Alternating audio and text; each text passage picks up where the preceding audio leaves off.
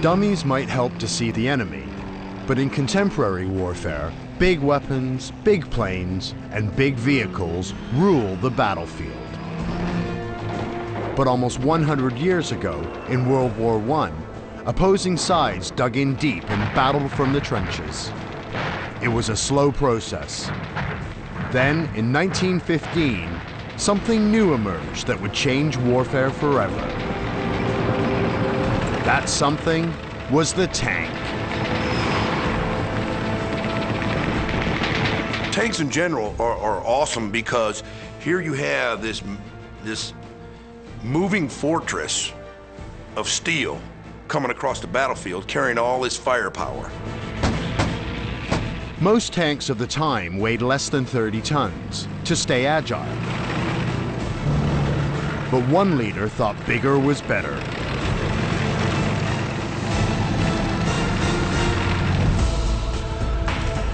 Tsar Nicholas II of Russia saw these awesome tanks and wanted one.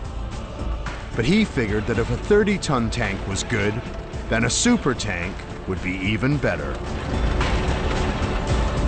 Old boys like toys, and big boys like big toys.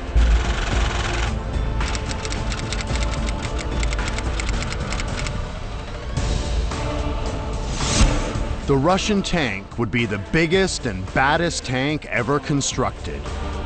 Appropriately enough, its name was the Tsar tank, and its design would be revolutionary.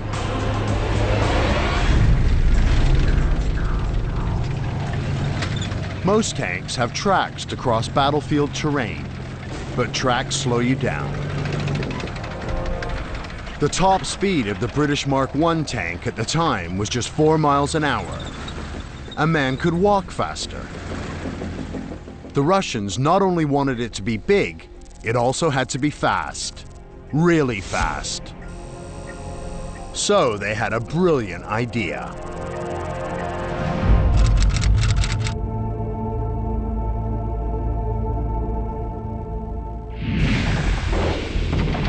But there was a problem. Wheels can get stuck in the rough terrain of a battlefield. To overcome this, the engineers had an idea. Think big. As these simple demonstrations show, small wheels have real problems when confronted by rough terrain. But big wheels don't.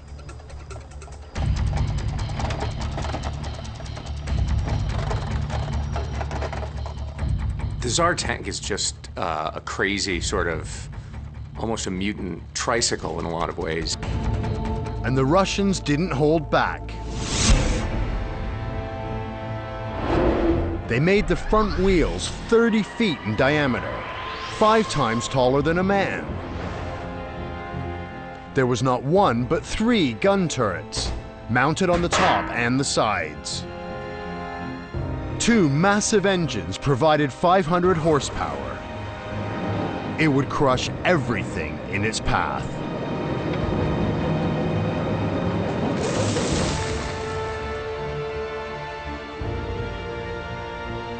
In August 1915, the Tsar tank was ready for its first trials. In a secret forest location outside Moscow, a demonstration began in front of an audience of top Russian generals. The monster tank was unstoppable. In the testing process, they drove this into a forest and it crushed the forest. But then something happened. The tank hit a patch of soft, muddy ground and immediately bogged down. How could this have happened? Surely this is what the gigantic wheels were designed for. But there was a basic law of physics they'd forgotten.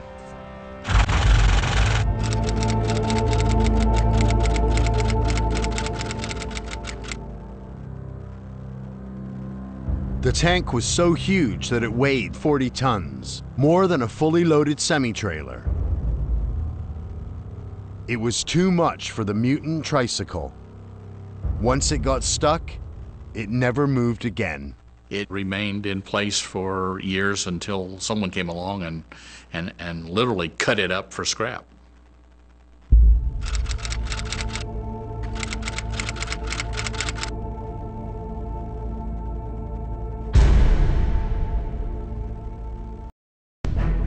Big wheels might not work, but in the mind of a homicidal lunatic, big guns were bound to be a winner.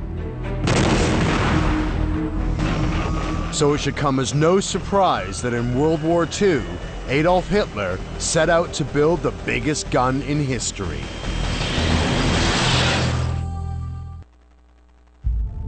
The following stories involve the extreme abuse of Nazi property. Viewer discretion is advised. World War II saw warfare get even bigger and weirder, thanks to the Nazis. In 1943, they began constructing a colossal bunker near the coast of France, not too far from Britain. The mammoth structure was 73 feet high and 38 feet deep, with walls up to 16 feet thick, made entirely out of concrete. If it worked, it would launch 36 V-2 rockets every single day. It came to be known as Le Blockhaus.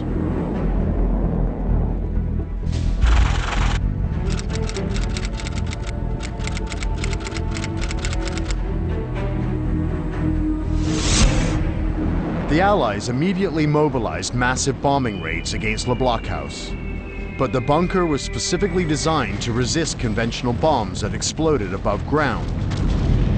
Explosions which happen above ground produce an air blast.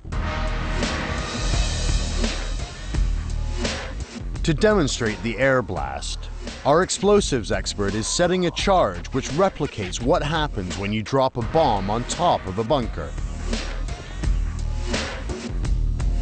It's called a shock wave and results in an extremely rapid rise in temperature and pressure.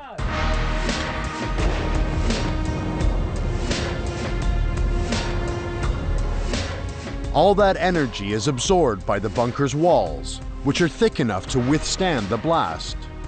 Despite the power of the explosion, the effect is minimal.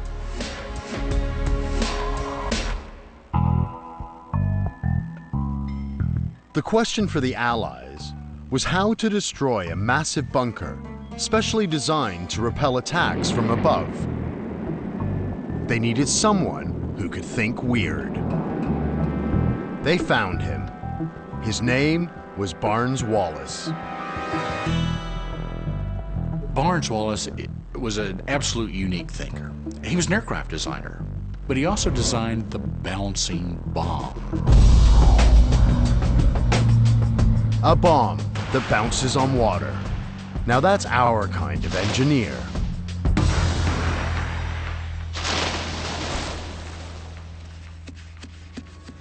Barnes Wallis realized that he could achieve the same effect if he somehow managed to bury his bomb under Le Blockhaus. Rather than let the bomb explode above ground, what you do is you let it go underground. Earth is much denser than air, so it transmits a much more powerful punch directly to the foundations of the building. A mini earthquake.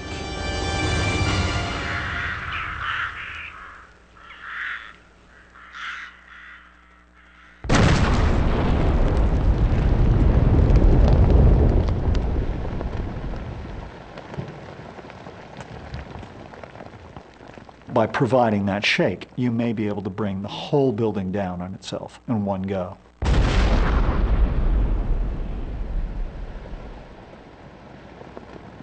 But the Allies couldn't exactly sneak into occupied France and start digging an enormous hole under one of the most fortified buildings in the world. So Barnes Wallis came up with a brilliantly offbeat idea. An absolutely massive self-tunneling mine.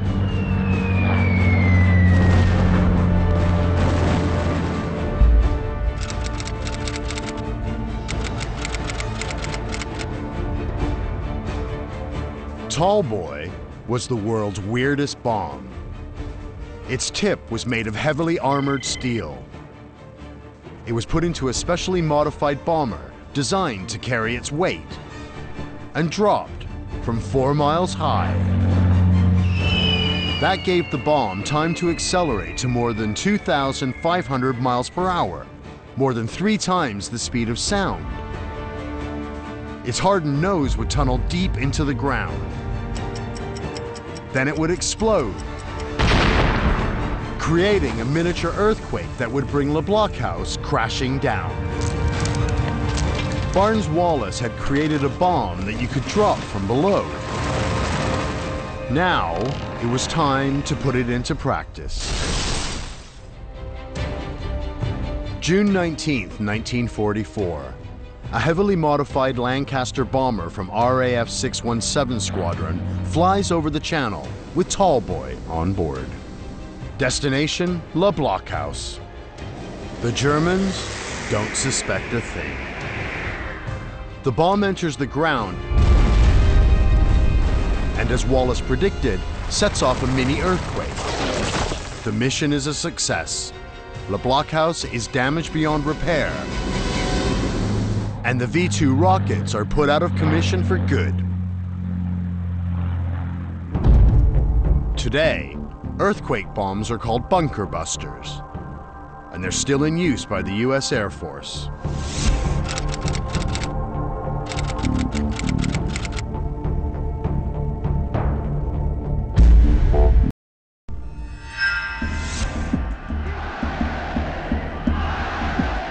The V-2 rocket launcher wasn't the only plan the Nazis had for attacking the UK. It is 1943. The industrial heartland of Nazi Germany is being pounded by Allied bombers. Hitler's Air Force, the Luftwaffe, have not been able to effectively counter the attacks. It's not looking good for Germany. Hitler now wants a wonder weapon that can reach across the Channel. A super cannon that can fire shells at London from occupied France. 100 miles away. Hitler was a megalomaniac. He was really quite a bit mad. In Hitler's case, that was married with a really almost pathological belief that he knew better than his own generals, that he knew better than his own scientists. To keep him happy, Nazi engineers came up with something really monstrous.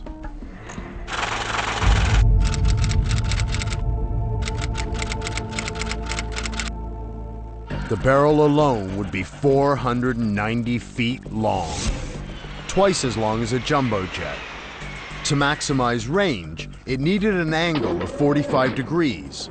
So, to support its weight, it had to be dug into the ground. To power the shell all the way to London, over 100 miles away, they fitted rocket boosters along the barrel. As the shell went past each booster, the explosive push increased its speed. The shells would leave the barrel at more than 3,300 miles per hour, twice as fast as a jet fighter. They would hit London within 2 minutes. And unlike a bomb or a missile, you wouldn't hear it coming. They called it the V-3 Supergun. By March 1944, it was almost ready to wipe out Britain. But a gun this big is really tricky to hide. Everybody notices. The French resistance notices, the locals notice, and they notify the British and Americans, who immediately start going after it. They waited till it was almost built, and then they used a 12,000-pound bomb to take it out. Those bombs were more of Barnes-Wallis's tall boys. Hitler's supergun was a super-sitting duck.